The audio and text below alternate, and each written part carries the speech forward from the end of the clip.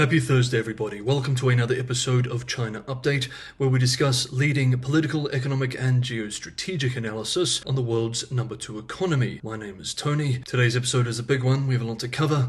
Let's jump in. And first up, the latest phase in easing US-China trade tensions took hold on Wednesday, as both sides implemented a series of walkbacks on punitive tariffs and trade restrictions.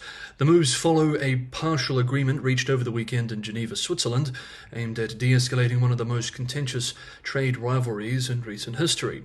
China's Ministry of Commerce confirmed the temporary suspension of export control measures against 17 American entities, pausing 2 sets of restrictions announced in early April under the so-called Unreliable Entity List framework. Affected companies had previously been barred from accessing critical dual-use goods, but will now be eligible for export licenses during a 90-day window if they meet regulatory conditions.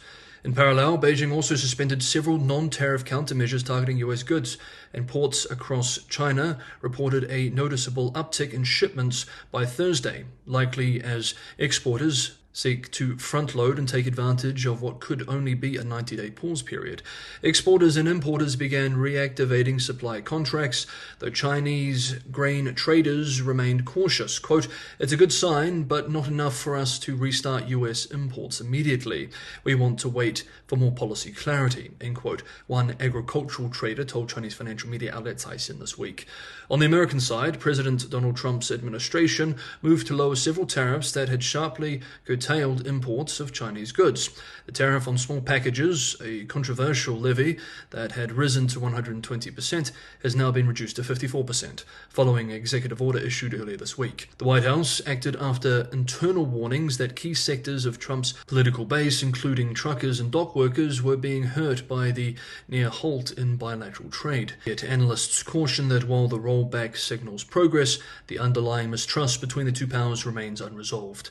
Quote, "If both sides keep dialing back on their trade disputes, relations may improve for a year or two, but then are likely to worsen again," end quote, said Shanting Li, an international relations scholar in Shanghai, citing deep structural tensions between Washington and Beijing. Indeed, for regular viewers of China Update, we've been following these deepening structural tensions for years, and as such, we must see this 90-day pause as simply a ceasefire. Meanwhile, Beijing is continuing efforts to fortify its economy against future disruptions. New guidelines issued by the National Development and Reform Commission support the expansion of domestic trade credit insurance, a key tool in Xi Jinping's dual circulation strategy aimed at insulating the economy from external shocks while maintaining strategic global engagement.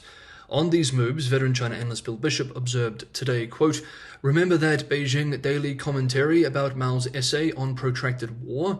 In that essay, Mao does discuss the strategic importance of retreat and tactical pauses.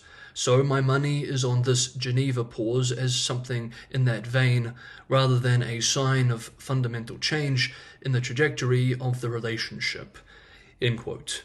For now, the mutual tariff suspension offers a respite, but one that both sides acknowledge is only temporary.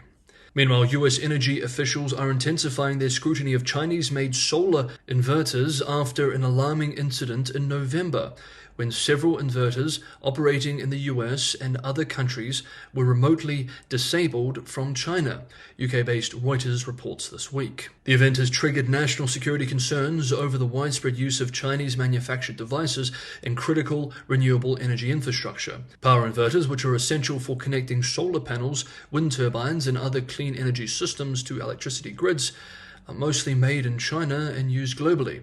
While inverters are designed to allow remote software updates, utilities typically deploy firewalls to block unauthorized access. However, experts conducting hardware inspections found undocumented communication components embedded in some devices.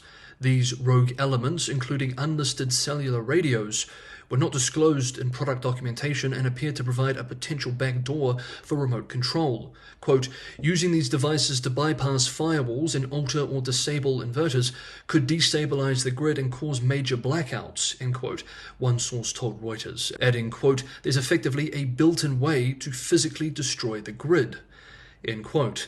The US Department of Energy has not commented on the November shutdown or disclosed how many devices were affected. Nevertheless, the presence of unauthorized communication hardware combined with the incident, has raised serious red flags about potential foreign interference with domestic energy systems. Officials are now reassessing the cyber and physical risks associated with foreign-made energy equipment.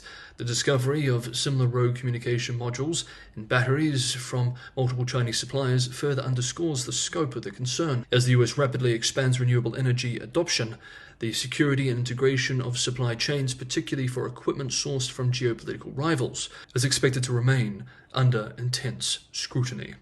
Of course, this is all just part of the widening and deepening new Cold War between the US and China. If you want to be on top of all these developments as our world moves into this new, dangerous, and rapidly changing era, consider subscribing to China Update, hit the bell notification icon, and you will be. And if you're getting some value from today's episode of China Update, don't forget to the like button. Next up, a deadly incident involving excessive drinking by party officials in Henan province has thrown a harsh spotlight on the gap between central discipline campaigns and local behavior, just as a parallel campaign is attempting to elevate Baijiu from booze to lifestyle. The scandal centers on Li Xianlin, a senior official in Luoshan County's Political and Legal Affairs Commission, who died following a banquet on the 22nd of March, just one day after attending official study sessions on the Communist Party's so-called 8-point decision on work conduct.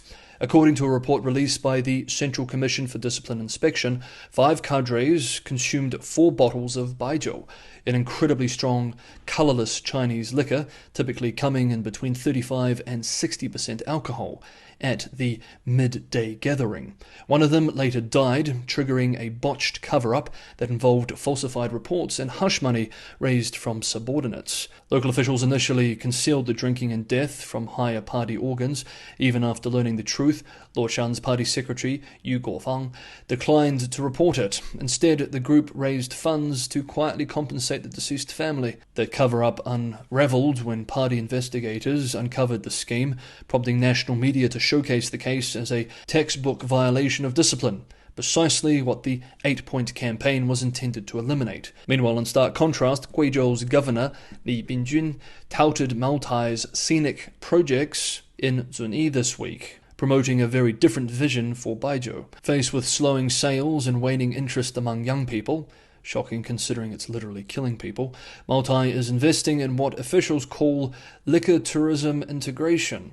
The initiative has even been written into the Guizhou government's official work plan.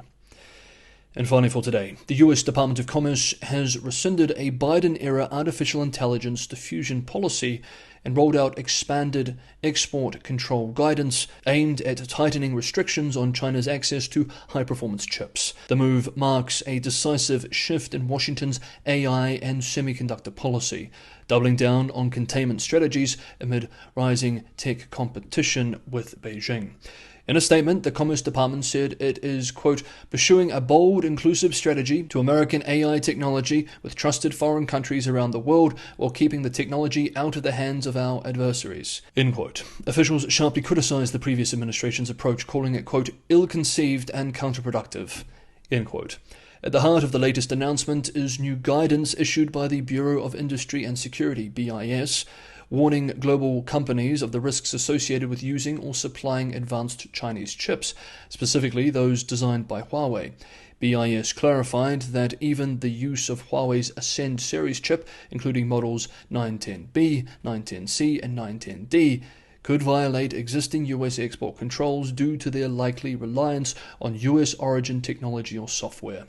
Quote, this is not a new control, end quote, noted export control expert Kevin Wolf, adding, quote, it is a public confirmation that using these chips could trigger enforcement because they likely incorporate US technology that requires licensing, end quote.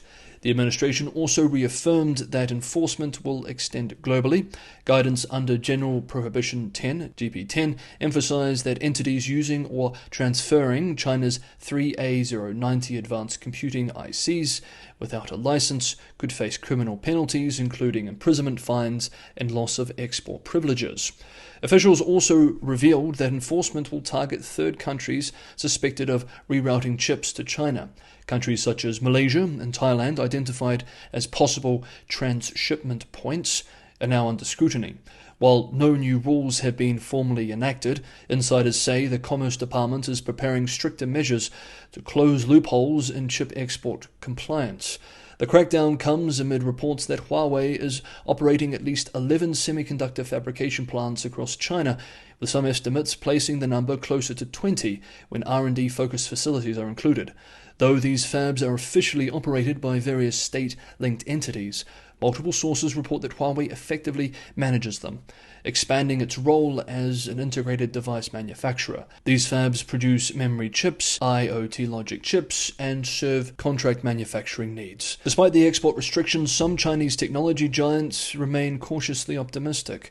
Tencent, one of China's leading AI firms, says it has built a robust inventory of high-end chips that will support AI training, quote, for generations, end quote, to come, adding, quote, even with a smaller cluster, you can actually achieve very good trading results, end quote, said Tencent President Martin Lau, adding that the company is prioritizing internal use of its chips over GPU rental services. Meanwhile, Huawei-affiliated chip equipment firm Sicaria is reportedly seeking $2.8 billion in fundraising, signaling continued domestic investment in China's semiconductor ecosystem despite US restrictions. Industry observers suggest that while Huawei's Ascend chips are in limited supply and not a major factor in global markets, the broader clampdown is significant. Quote, the January controls affecting chip makers and packagers had a bigger impact on China's chip industry, end quote, said Jonah Chung of J&J Investment, adding, quote, but this latest step is a clear message. The US wants to control how and where advanced AI chips are used globally, end quote. As geopolitical tensions rise, the US appears set on reshaping the global AI supply chain, one policy and one enforcement action at a time. Okay, that is today's episode of China Update. Thank you so much everybody for watching. Have a good Thursday, and I will see you for another episode tomorrow.